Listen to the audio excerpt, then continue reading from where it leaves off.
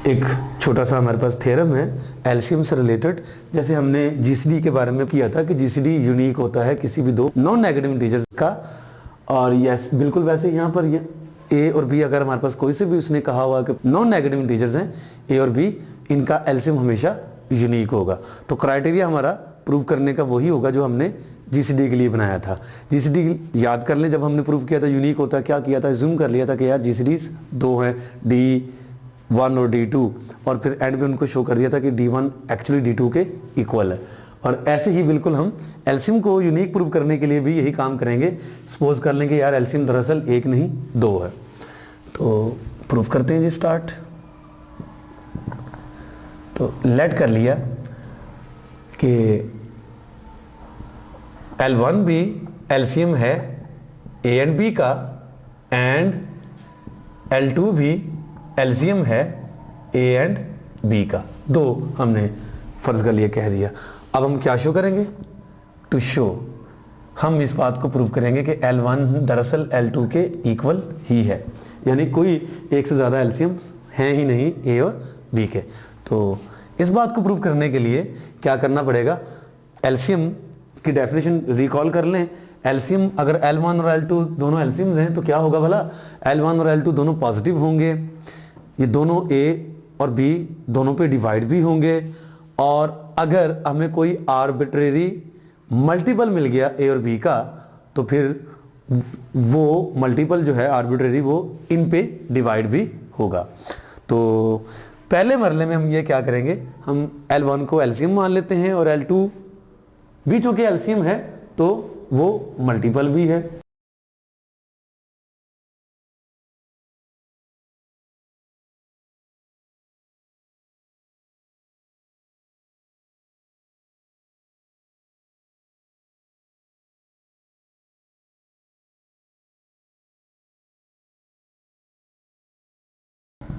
क्या होगा जी, हमारे पास L1 दरअसल क्या है, एलसीएम है A और B का, और साथ में कह दिया मैंने कि L2 पॉजिटिव कॉमन मल्टीपल है A और B का, यानी A भी L2 को डिवाइड कर रहा है एंड B भी L2 को डिवाइड कर रहा है। अब आप ये तो नहीं सोच रहे होंगे कहीं कि हमें तो ये गिवन है कि L2 भी एलसीएम है। ठीक है बाबा, एलसीएम ही होगा, लेकिन अगर एलसीएम है तो एलसीएम की वो दूसरी प्रॉपर्टी और पहली प्रॉपर्टी को सेटिस्फाई करता होगा, और ये मैंने दूसरी और पहली प्रॉपर्टी के को यूज़ करते हुए लिखा होगा। तो अब क्या होगा जी, अब मुझे L2 मिल गया एक आर्बिट्रेरी मल्टीपल A और B का, और L1 मैंने कह दिया कि ये एलसीएम है। क्या होगा जी, अब ये आर्बिट्रेरी मल्टीपल है, ये एलसीएम है, ये लीस्ट वाला एलसीएम, तो डेफिनेटली L1 डिवाइड करेगा किसको जी, L2 को। This implies that L1 will divides L2, क्योंकि L आप कह सकते हैं कि L1 is the LCM of A and B। Definition का जो तीसरा पार्ट है वो हमने यहाँ पर यूज किया है, इसको आप स्टेटमेंट 1 का नाम दे दें। अब जी उल्टा काम, अब आपने ये अज्यूम कर लेना है कि L2 एलसीएम है और L1 एक आर्बिट्रेरी मल्टीपल है A और B का। Next, assuming that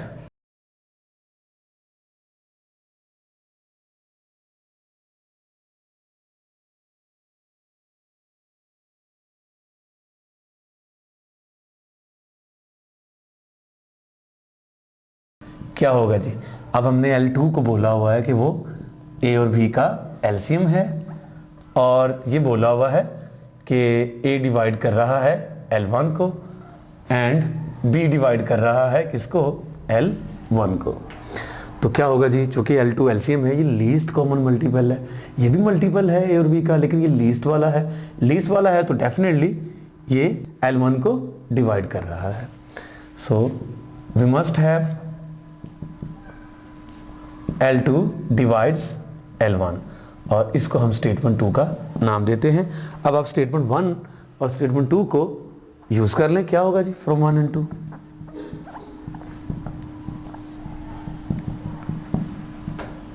we have, क्या होगा जी,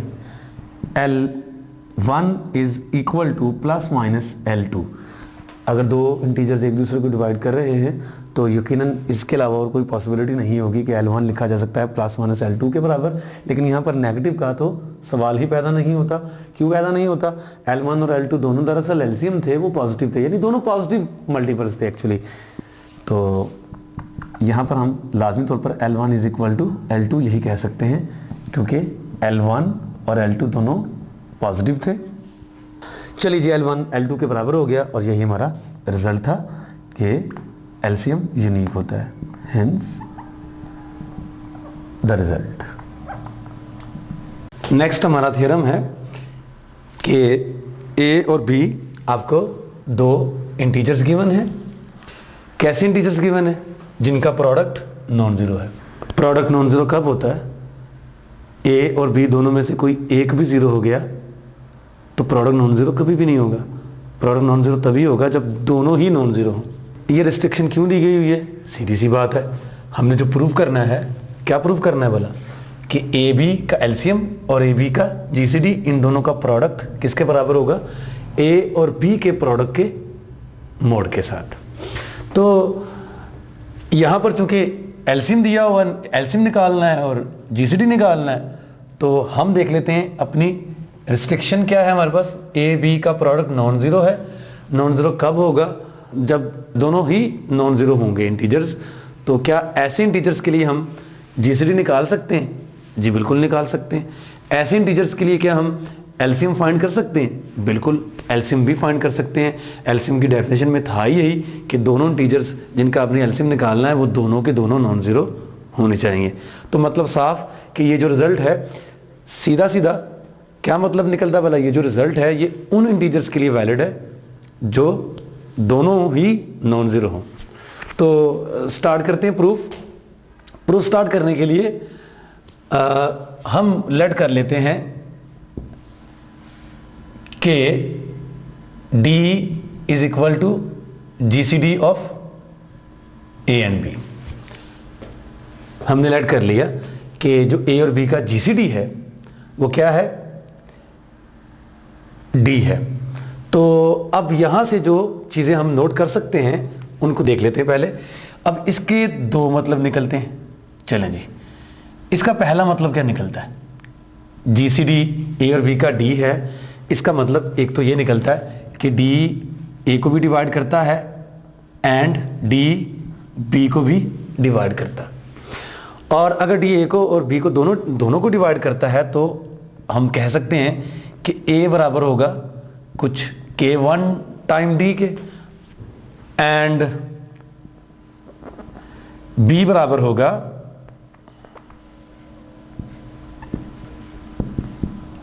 K2 टाइम D के। ओके जी, इन चीज़ों को हम बाद में यूज़ कर लेंगे। यहां पर हम देख सकते हैं कि K1 और K2 दो इंटीजर्स हैं, तो इनको लिख लेते हैं for some K1 K2 belongs to Z। Okay जी, D A और B का GCD है। यहां से हम ये बात भी कह सकते हैं कि यार अगर D A और B का GCD है तो फिर D बन सकता है A और B के किसी एक लीनियर कॉम्बिनेशन के बराबर। तो हम कह सकते हैं D can be written as AX plus BY के बराबर, जहां पर X और Y क्या है? ये भी इंटीजर्स हैं। तो तीन तरह की हमने यहां से इंफॉर्मेशन कलेक्ट कर ली जिनको हम जरूरत पड़ने पर यूज कर लेंगे। A is equal to K1D, B is equal to K2D और D is equal to AX plus BY के बराबर। ये तीनों बातें हम यूज कर सकते हैं। अब हमने प्रूव क्या करना है, देखते हैं क्या प्रूव करना है। टू शो, प्रूव हमने ये करना है कि A और B का जो एलसीएम है और A और B का जो GCD है, इनका प्रोडक्ट बराबर है mod of A into B के। चलिए जी, A और B के GCD को मैंने क्या नाम दे दिया हुआ है? D का। चलिए जी, A और B का एलसीएम एज इट इज, यहां पर D आ गया और ये A B का प्रोडक्ट। तो इफ एंड ओनली इफ के साथ मैं लिख रहा हूं, क्योंकि मैं अगर इसको प्रूव करना चाह रहा हूं तो मैं इसको प्रूव कर दूं, बात एक ही है। इफ एंड ओनली इफ आप चेक कर सकते हैं, D चूंकि एक पॉजिटिव इंटीजर है, 0 नहीं हो सकता, लिहाजा डी के साथ डिवाइड कर सकते हैं ए बी मोड, ये चीज़ बन जाएगी।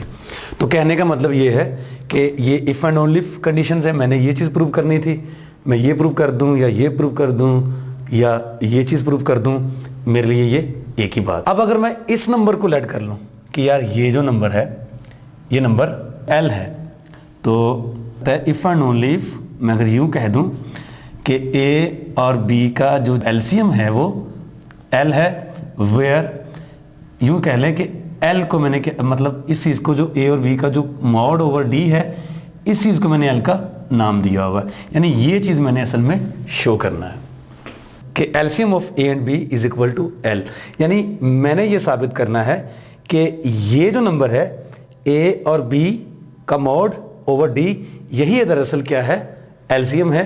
किन किन का एलसीएम है, A और B का। जी चलिए जी स्टार्ट करते हैं प्रूफ इसका। असल में हमने अपना प्रूफ जो है ना अब स्टार्ट करना शुरू करना है। एलसीएम प्रूव करना चाह रहा हूँ मैं, यानी मैं ये असल में साबित करना चाह रहा हूँ कि जो L है ये जो इस नंबर के बराबर है, यही एलसीएम है किस किस का, A और B का। तो L को मैंने अगर साबित करना है कि ये A और B का एलसीएम है, तो मुझे क्या प्रूव करना पड़ेगा, एलसीएम की जो 3 प्रॉपर्टीज हैं मुझे वही प्रूव करनी पड़ेंगी। पहली प्रॉपर्टी क्या होती है जी एलसीएम की, जो L है, अगर मैंने L एलसीएम बोला हुआ है तो it should be positive integer. तो मैंने ये देखना है कि क्या L हमारा पॉजिटिव नंबर है भी या नहीं। तो पहली कंडीशन जी, L इज ग्रेटर देन 0, ये 0 से बड़ा होना चाहिए। अब इस चीज़ को चेक करने के लिए हमें क्या करना पड़ेगा भाई, ये सिंपल सा काम है यार। L बराबर किसके है, mod of A B over D के। अब D A और B का GCD था, D तो हमेशा पॉजिटिव हो गया भाई, मान लिया जी D पॉजिटिव है, यानी ये वाला नंबर क्या हो गया, पॉजिटिव हो गया। पॉजिटिव क्यों हो गया, क्योंकि D जो था बीइंग द GCD पॉजिटिव होता है। अब ऊपर है A और B, A और B के बारे में ये कहा गया है 0 नहीं होने चाहिए, मतलब ये नंबर या पॉजिटिव हो सकते हैं दोनों या नेगेटिव हो सकते हैं दोनों, या इन दोनों में से एक पॉजिटिव और एक नेगेटिव है। भाई हर हाल में हमने मोड लिया हुआ है, A और B पॉजिटिव हो नेगेटिव हो, 0 तो है नहीं, पॉजिटिव हो या नेगेटिव हो इनका मोड हमेशा क्या होगा, इनके प्रोडक्ट का मोड पॉजिटिव ही होगा, यानी कि ये वाला नंबर भी क्या होगा, पॉजिटिव होगा। अब दो पॉजिटिव नंबर्स को जब हम डिवाइड करेंगे एक दूसरे पर, तो जो कोशेंट हमारे पास मिलेगा हमें वो भी क्या होगा, ग्रेटर देन 0 ही मिलेगा, यानी कि L इज बिगर देन 0। ये बात हमने प्रूफ कर ली है। एलसीएम की दूसरी प्रॉपर्टी प्रूफ करनी है, L एलसीएम तभी हो सकता है अगर वो A और B दोनों पे डिवाइड हो। अब हमने यही चेक करना है कि क्या L A और B दोनों पर डिवाइड हो रहा है कि नहीं। तो उसके लिए जी सेकंड, चलिए जी किस चीज़ को चेक करना वाला हमने कि A भी L को डिवाइड कर रहा है और B भी L को डिवाइड कर रहा है, इस चीज़ को हमने चेक करना है। तो L किसके बराबर है, इसको लिख लेते हैं, L is equal to mod of AB divided by D है नीचे। तो देखिए जी A हमारे पास बराबर है K1D के और B हमारे पास बराबर है K2D के। तो मैं A की जगह फर्ज कर लें K1D ये यूज़ कर लो, तो क्या होता है, A की जगह अगर मैं यूज़ कर लेता हूँ K1D और B एज इट इज रहने देता हूँ, डिवाइडेड बाय नीचे क्या था जी, D था। अब ये 3 नंबरों का प्रोडक्ट है और उसका मॉड है। B के बारे में पता नहीं पॉजिटिव है कि नेगेटिव है, K1 के बारे में पता नहीं पॉजिटिव है कि नेगेटिव है, लेकिन D के बारे में हम जानते हैं कि ये पॉजिटिव है, तो इट मीन्स कि D can be taken outside from the mod. तो पॉजिटिव नंबर मॉड से बाहर आ सकता है जी, D time mod of K1B लिखा जा सकता है डिवाइडेड बाय D। तो D से कैंसिल आउट हो जाएगा, हमारे पास बच जाएगा K1B।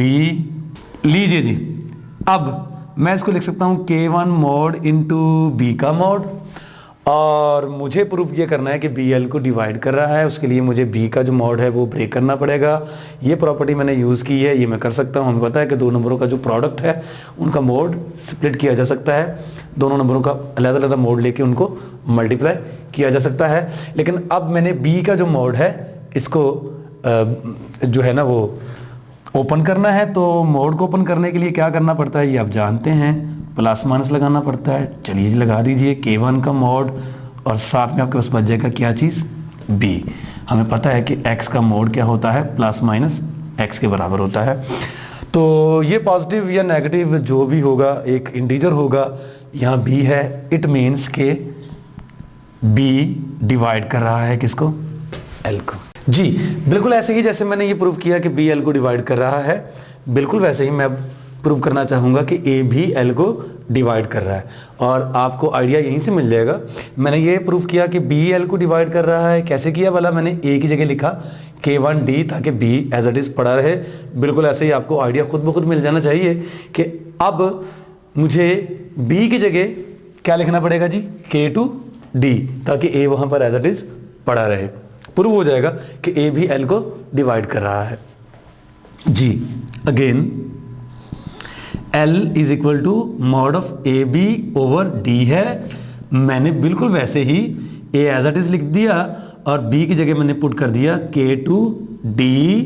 बिल्कुल वैसे ही मैंने D पॉजिटिव नंबर था, मोड से बाहर निकाला तो मेरे पास आ जाएगा जी A K2 mod D divided by D से कैंसिल आउट हो गया। ये क्या बन गया, L is equal two plus minus mod of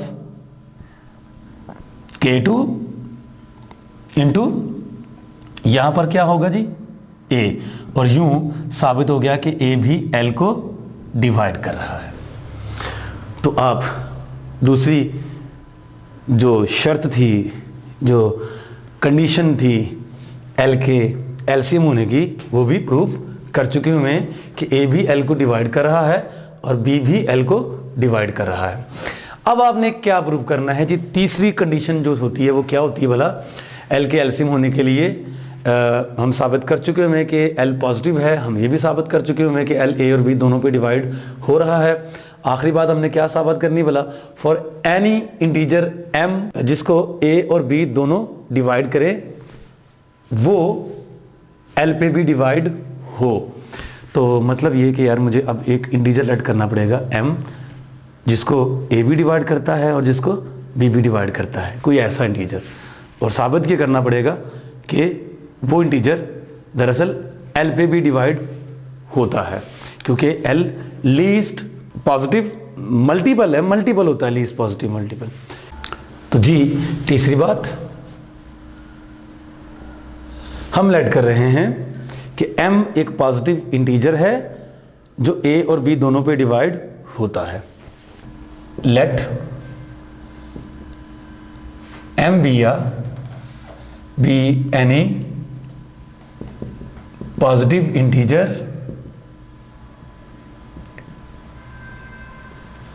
such that कि A भी डिवाइड करता है M को और B भी डिवाइड करता है M को। और अब हम प्रूफ क्या करेंगे भला कि M L पे भी डिवाइड होता है। तो यहां से जनाब A भी M को डिवाइड कर रहा है, B भी M को डिवाइड कर रहा है। मैं क्या कह सकता हूं भला कि M A टाइम C1 के बराबर भी है and M B time C2 के बराबर भी है, जहां पर C1 और C2 दोनों क्या हैं, इंटीजर्स है। For some C1 and C2 belongs to Z। और क्या प्रूव करना चाह रहे हैं हम कि M L पे भी डिवाइड होता है। L चूंकि लीस्ट कॉमन मल्टीपल होता है, तो वो इस मल्टीपल को A और B के इस वाले मल्टीपल M को डिवाइड करता है। तो उसके लिए मुझे कंसिडर करना पड़ेगा M ओवर L। जी M मेरे पास वैसे का वैसे ही है। L किसके बराबर है जी, वही mod of AB divided bye D. आप जानते हैं कि डी ऊपर जाके एम के साथ मल्टीप्लाई हो जाएगा और यहाँ पर ए इंटू बी का मॉड पड़ा हुआ है। तो अब मैंने क्या प्रूव करना है कि ये चीज़ दरअसल एक इंटीजर है, यानी हर हाल में ए और बी का जो प्रोडक्ट है और इसका जो मॉड है वो इसको डिवाइड करेगा। चलिए जी एक काम करते हैं, थोड़ा सा इसको आसान बनाने के लिए मॉड को एक्सपेंड कर देते हैं। ए बी का जो मॉड किसके बराबर हो सकता है, क्या ख्याल है आपका? वही चीज़ कि एक्स का मॉड प्लस माइनस एक्स के बराबर होता है। तो अगर मैं ए बी का मॉड एक्सपेंड करूं तो ये क्या बन जाएगा, M D over plus minus A B. क्या ख्याल है, ठीक है? इसमें कोई मिस्टेक तो नहीं है? बिल्कुल मिस्टेक नहीं है। तो ये प्लस माइनस को आप ऊपर भी ले जा सकते हैं, एम डी ओवर ये ए बी के बराबर है। और मैंने ये प्रूव करना है कि हर हाल में ए और बी जो प्रोडक्ट है ये एम इंटू डी को डिवाइड करता है। चलिए जी बिल्कुल, अब हम क्या यूज करेंगे, m इंटू डी। अब d के बारे में हम क्या जानते थे, सबसे पहले जो हमने d के बारे में लिखा हुआ था, d is equal to A X plus B Y. क्योंकि d a और b का जीसीडी था तो वो उनका एक लीनियर कॉम्बिनेशन था, और वो कौन सा वाला लीनियर कॉम्बिनेशन था, ए एक्स प्लस बी वाई हमने पहले लिख लिया हुआ था। मैं इस चीज़ को पुट करने जा रहा हूँ यहाँ पर, d is equal to A X plus B Y divided by A B. हम लिख लेते हैं इस बात को, हम जानते हैं कि d को हमने कहा हुआ था ए एक्स प्लस बी वाई के बराबर। चलिए जी अब आप इनको सेपरेट कर दें जनाब, ये प्लस माइनस वैसे का वैसे ही। अब मैं ए बी को इस पे लहदा और इस पे लहदा डिवाइड करूंगा तो आप इसको एक्सपैंड करके क्या बन सकता है भला चेक कर सकते हैं। ये बन जाएगा M X divided by B, और यहाँ से प्लस माइनस क्या बन जाएगा जी, एम वाई ओवर ए। क्योंकि यहाँ जब मैं ए बी को इससे डिवाइड करूंगा तो ए कट जाएगा, और ए बी को जब मैं इससे डिवाइड करूंगा तो बी कट जाएगा, ए एज इट इज पड़ा रहेगा। अब देखें कि यहां से m मौजूद है हमारे पास, एक्स और वाई हमारे पास इंटीजर्स थे, m मौजूद है यहाँ पर। m किसके बराबर है, m a और c1 का प्रोडक्ट भी है, और m b और c2 का प्रोडक्ट भी हमारे पास मौजूद है। मैंने साबित करना है कि ये भी एक इंटीजर है और ये भी एक इंटीजर है। अब इस चीज़ को साबित करने के लिए यहाँ पर मुझे m को क्या लिखना पड़ेगा, अगर मैं अब यहाँ पर m को लिख दूंगा a इंटू सी1 के बराबर, तो a और c1 इंटू एक्स होगा डिवाइडेड बाय नीचे b होगा। मुझे ख्वाब नहीं है कि यार b ने इनको काटना है कि नहीं काटना, यकीनन काटना है, लेकिन मैं इसका सबूत नहीं दे सकता। b को काटने के लिए m को क्या लिखना पड़ेगा, b c2 के बराबर। तो यहाँ पर मैं लिखने जा रहा हूँ m की जगह b c2 x over b, और यहाँ पर चूंकि मैंने a को काटना है तो m को मैं ये वाली जो इक्वेशन यूज करूंगा, इसको यूज करते हुए क्या लिखूंगा, m को a into C one Y over a।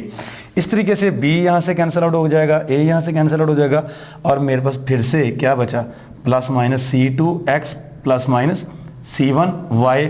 Low ji c1 c2 integers थे, x y इंटीजर्स थे, इनको आपने मल्टीप्लाई करके ऐड किया या सब्ट्रैक्ट किया, जो कुछ भी करते जाएंगे भाई m ये मतलब ये एक इंटीजर ही होगा। तो हम कह सकते हैं कि m is equal two plus minus c2x plus minus c1 y time l, ये एक इंटीजर होगा। तो इसका मतलब ये होगा कि जो l है ये डिवाइड कर रहा है किसको, m को। तो l को एलसीएम प्रूव करने के लिए जो तीन आपके पास कंडीशंस होती हैं वो तीनों की तीनों आप प्रूफ कर चुके हुए हैं, लिहाजा साबित हो गया कि जो L है वो A और B का एलसीएम है। अगर ये साबित हो गया है तो अब आप देखें L बराबर किसके है, L की जगह लिख दें the LCM of A and B, और ये बराबर किसके था, mod of AB over D को लेफ्ट साइड पे भेजा तो आपके पास वही ओरिजिनल जो इक्वेशन आपने प्रूव करनी थी वो प्रूव ऑफ दरअसल कर चुके हुए हैं जी। तो आप प्रूव कर चुके हुए हैं कि L दरअसल A और B का एलसीएम है। L is equal to the LCM of A and B किसके बराबर था जी, L mod of AB over D, और आप देख लें ये वही चीज बन गई, mod of AB is equal to D time A और B। D को आपने A और B का GCD बोला था, तो आप कह सकते हैं कि D is equal to GCD of A and B, साथ में ये A और B का एलसीएम पड़ा हुआ है, और राइट साइड पे क्या आ जाएगा जी, ए और बी का मॉड। एग्जाम्पल करते हैं जी, हमने जो रिजल्ट प्रूव किया उसका हमें फ़ायदा क्या होने वाला है। इस चीज़ को चेक करने के लिए आप याद करें कि जब हम एलसीएम निकालते थे बाय डेफिनेशन बहुत लेंथी काम था, हमें पहले मल्टीपल्स फाइंड करने पड़ते थे। अब जीसीडी चूँकि निकालने का हमने यूक्लिडियन एल्गोरिथम बनाया हुआ था, जीसीडी निकालना ईजी होता है, जीसीडी निकाल के भी हम एलसीएम निकाल सकते हैं। ये रिज़ल्ट इसीलिए यूज़ होता है। फॉर एग्जांपल हमने एलसीएम निकालना है 273 और 81 का, ये फाइंड करना है। तो मैंने आपको जैसा कि अभी बताया कि बजाय इसका कि हम इसका एलसीएम फाइंड करें, हम जीसीडी फाइंड करने का जो मेथड था वो बना चुके हुए थे। जीसीडी हम निकालेंगे पहले। तो क्या करेंगे जी, हम सबसे पहले 273 और 81 का निकालेंगे जीसीडी, यानी कि डी। तो कैसे फाइंड करेंगे ये आपको याद है, हमने 273 को डिवाइड करना है 81 पर। किससे मल्टीप्लाई करें कि रिजल्ट 273 के करीब करीब लेकिन इससे बिलो या इसके बराबर आ जाए। 81 को देखें, अगर आप 2 से करते हैं मल्टीप्लाई तो क्या बन जाएगा जी, 2 162। और अब अगर आप 81 को 3 से करें मल्टीप्लाई तो क्या बन जाएगा, 3 243। और आप नोट कर सकते हैं कि 243 इसके करीब है। अगर आप 81 को 4 से करेंगे मल्टीप्लाई तो 273 से रिजल्ट बढ़ जाएगा। तो क्या करना पड़ेगा हमें, 243 और किससे किया मल्टीप्लाई हमने, 3 के साथ। इनका डिफरेंस लेते हैं जी, 0 आ जाएगा यहाँ से 3 30 बन जाएगा। अब 0 नहीं है चूँकि हमने क्या करना है, अब हमने 81 को डिवाइड करना है 30 पर। 81 को जब 30 पे डिवाइड करेंगे डेफिनेटली 2 से करेंगे मल्टीप्लाई और 60 आ जाएगा यहाँ पर। तो अब डिफरेंस लेंगे, क्या आ जाएगा जी, 1 और यहाँ से 2। अब 30 को डिवाइड करेंगे किस पर, 21 पर। अब की बार हमें 1 से ही करना पड़ेगा मल्टीप्लाई, अभी भी ये 0 नहीं है इसलिए। तो 21 क्या आ जाएगा जी, यहाँ से 9 आ जाएगा। और अब 21, चलें जी 21 को डिवाइड करना है 9 पर। अब किससे करना मल्टीप्लाई, अब 18 जी 2 से करेंगे मल्टीप्लाई, 18 आ जाएगा। डिफरेंस लेंगे अब की बार तो क्या आ जाएगा जी, 3। और अब हमने चूंकि ये भी नॉन ज़ीरो है, अब हमने क्या करना है, 9 को डिवाइड करना है 3 पर और 3 से मल्टीप्लाई करेंगे 9 और अब की बार रिमाइंडर 0 आ जाएगा। इट मीन्स के हमारे पास क्या है, 273 और 81 का जो जीसीडी निकला, क्या निकला, 3 के बराबर निकला। तो क्या इसकी मदद से हम एलसीएम फाइंड कर सकते हैं? जी बिल्कुल। अभी जो हमने रिजल्ट प्रूव किया इसी की हेल्प के साथ। हमने क्या रिजल्ट प्रूव किया था, हमने प्रूव किया था कि, अब मैं ये लिख देता हूं कि ए और बी का एलसीएम इंटू ए और बी का जीसीडी किसके बराबर है, ए इंटू बी का प्रोडक्ट और उसका मॉड। तो हमारे पास ए की जगह क्या है जी, 273, बी की जगह था 81, जीसीडी क्या निकला जी, 273 और 81 का जीसीडी 3 निकला, वो हम इसमें यूज कर लेंगे। यहां पर क्या है जी, ए की जगह 273 और बी की जगह क्या था जी, 81। तो ये 3 निकला था, 273 81, यहां पर आ गया 3 और ये पॉजिटिव नंबर होगा मल्टीप्लाई करने के बाद भी, तो पॉजिटिव नंबर का मोड लेंगे तो वो पॉजिटिव ही रहना है। तो क्या बन जाएगा, 273 मल्टीप्लाई बाई 81 और यहाँ से 273 81 का एलसीएम फाइंड करना था, 3 से डिवाइड कर दे, 273 यहाँ इसको 3 से डिवाइड करेंगे तो क्या आ जाएगा, 20। तो 29 को आप 273 से कर दीजिए मल्टीप्लाई, ये आप फाइंड कर चुके हैं एलसीएम।